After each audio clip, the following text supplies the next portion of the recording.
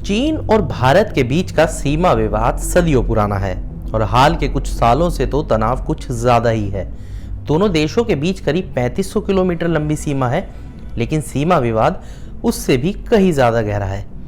अब एक बार फिर चीन ने अरुणाचल प्रदेश को लेकर ऐसी हरकत कर दी जो एक नई समस्या पैदा कर सकता है। नमस्कार, मनी कंट्रोल हिंदी देख रहे हैं आप और मैं शुभम। यूं तो ये मामला खेल से जुड़ा है, लेकिन खेल खेल में ड्रैगन ने जो खेल खेला है उसने अरुणाचल प्रदेश के सीमा विवाद को एक बार फिर से हवा दे दी है। दरअसल चीन के चेंगडू में 28 जुलाई से समर यूनिवर्सिटी गेम्स का आगाज हुआ। अब जाहिर है इन खेलों में भारत के खिलाड़ियों ने भी हिस्सा लिया, लेकिन मामला तब बिगड़ा जब भारतीय वुशु टीम के 3 खिलाड़ियों को चीन ने स्टेपल वीजा जारी कर दिया। अब यहाँ 2 शब्द आपने नए सुने होंगे, पहला वुशु और दूसरा स्टेपल वीजा। चीनी भाषा में मार्शल आर्ट को वुशु कहा जाता है। स्टेपल वीजा पर आगे बात करें उससे पहले पूरा विवाद जान लेते हैं। इसमें बड़ी बात यह है कि ये तीनों खिलाड़ी अरुणाचल प्रदेश के रहने वाले हैं।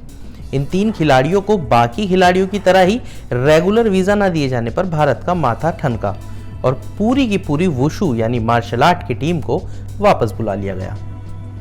ये मामला कितना गंभीर है इसका अंदाजा आप इससे ही लगा सकते हैं कि विदेश मंत्रालय ने चीन के सामने इसे लेकर अपनी नाराजगी जाहिर कर डाली।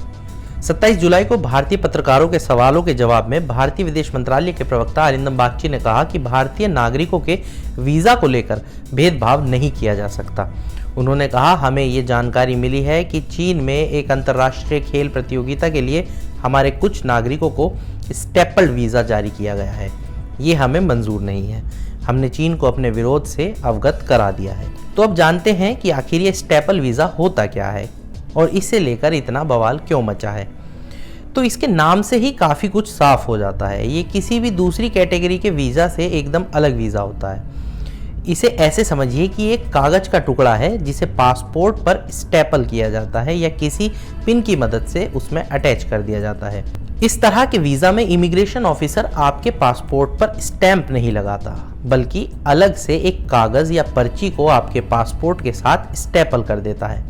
आमतौर पर वीज़ा स्टैंप ये बताता है कि आप उनके देश में किस मकसद से जा रहे हैं। इसी तरह इस कागज़ पर भी ये जानकारी लिखी होती है कि आप उस देश की यात्रा क्यों कर रहे हैं।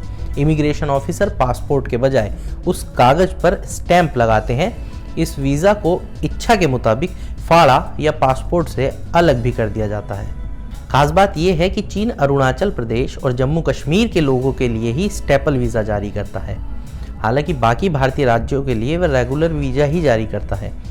तो फिर वही सवाल कि अरुणाचल प्रदेश और जम्मू कश्मीर के लिए ही चीन ऐसा क्यों करता है।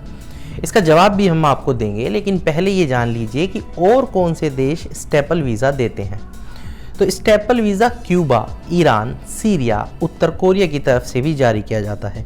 ये देश चीन और वियतनाम के लोगों को भी स्टेपल वीज़ा देते थे, लेकिन इन देशों में हुए आपसी करार या समझौते के बाद उन्हें इससे छूट मिल गई। तो बात करते हैं आखिर चीन अरुणाचल और जम्मू कश्मीर के लोगों को ही स्टेपल वीज़ा क्यों देता है।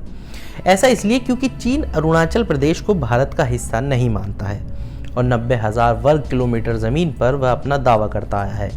चीन अरुणाचल को दक्षिणी तिब्बत भी बताता है। चीनी भाषा में इस इलाके को जंगनान कहते हैं।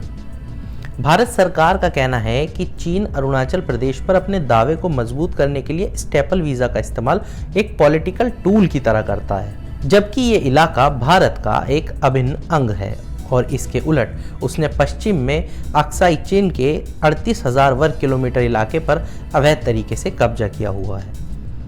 एक बात और बता दें कि ये कोई पहला मामला नहीं है जब अरुणाचल प्रदेश के खिलाड़ियों को स्टेपल वीज़ा के कारण चीन में इंटरनेशनल इवेंट से चूकना पड़ा।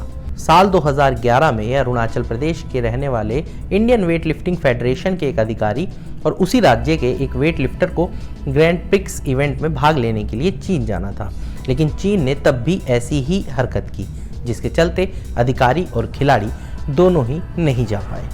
ऐसी ही तमाम बड़ी खबरों के लिए जुड़े रहिए मनी कंट्रोल हिंदी के साथ। तब तक के लिए धन्यवाद।